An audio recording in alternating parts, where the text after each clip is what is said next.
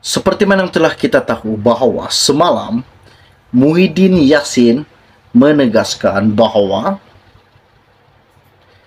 Jana Wibawa adalah program yang telah dicadangkan oleh Menteri Kewangan ketika itu untuk membantu kontraktor Bumi Putra semasa pandemi COVID-19 yang terjejas teruk.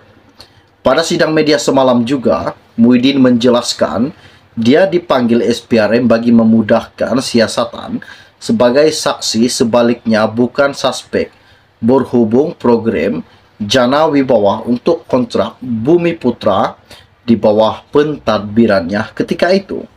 Dia juga menegaskan pegawai penyiasat SPRM tidak menyoalnya berhubung dakwaan Perdana Menteri Anwar Ibrahim bahwa pentadbirannya sebelum ini menyalahgunakan berbilion ringgit. Dan baru-baru ini kita dikejutkan di mana bekas Menteri Kewangan ketika pentadbiran Muhyiddin Yassin tampil bersuara dan berkata, Zaprul sedia memberikan keterangan jika dipanggil SPRM. Zaprul tidak akan lari daripada kesilapan maupun Zaprul tidak akan lari dari sebarang permasalahan. Ini adalah prinsip menteri yang diinginkan rakyat Malaysia kepada Zaprul. Zaprul sangat-sangat berani dan sangat-sangat yakin bahawa tidak melakukan sebarang penyelewengan ataupun pengubahan. Jika ia benar, namun apa kata anda? Okey, baiklah, sebelum saya meneruskan isu yang tergempar pada hari ini, mohon kiranya pertimbangkan, tolong tekan butang subscribe dan sharekan video ini. Baru-baru ini, Zaprul telah dikaitkan dalam satu projek Jana Wibawa yang dikatakan Muhyiddin baru-baru ini. Apa yang dikatakan Zaprul?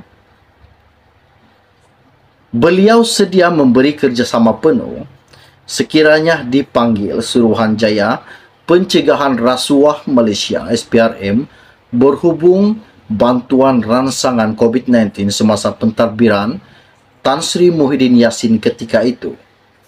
Menerusi media sosial juga, Menteri Kewangan pada zaman PN menjadi kerajaan menegaskan tiada apa-apa yang mahu disembunyikan, tiada apa-apa yang perlu disembunyikan. Katanya, ada salah satu media telah menanya kepada saya mengenai Jana Wibawa. Apa yang dikatakan, tiada apa yang perlu disembunyikan dan Zaprul sentiasa bersedia untuk memberikan keterangan dan jika diminta berbuat demikian. Ini salah satu menteri sangat-sangat berani. Kerjasama penuh akan saya berikan, katanya Zaprul baru-baru ini dalam satu siapan di Twitter semalam. Kenyataan dibuat senator itu berlaku selepas Muhyiddin menegaskan semalam bahawa Jana Wibawa adalah program yang telah dicadangkan oleh Menteri Kewangan ketika itu untuk membantu kontraktor Bumi Putra semasa pandemi COVID-19 yang terjejas teruk. Pada sidang media semalam juga, Muhyiddin menjelaskan dia dipanggil SPRM bagi memudahkan siasatan sebagai saksi, sebaliknya bukan suspek berhubung program Jana Wibawa untuk kontraktor Bumi Putra di bawah pentadbirannya. Dia juga menegaskan pegawai penyiasat SPRM tidak menyoalnya berhubung dakwaan Perdana Menteri Anwar Ibrahim ketika pentadbirannya sebelum ini menyalahgunakan berbilion ringgit.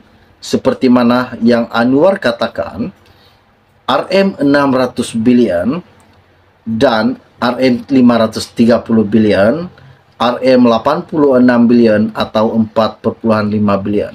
Yang dikatakan Anwar telah berlaku salah satu penggunaan kuasa, salah guna kuasa ketika pentadbiran Tan Sri Muhyiddin Yassin.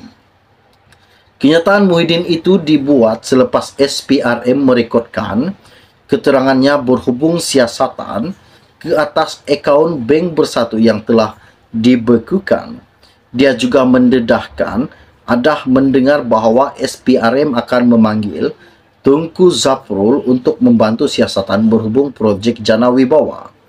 Selain Muhyiddin yang juga pengurusi PM, beberapa pemimpin kanan bersatu lain juga pernah disoal siasat SPRM sebelum ini.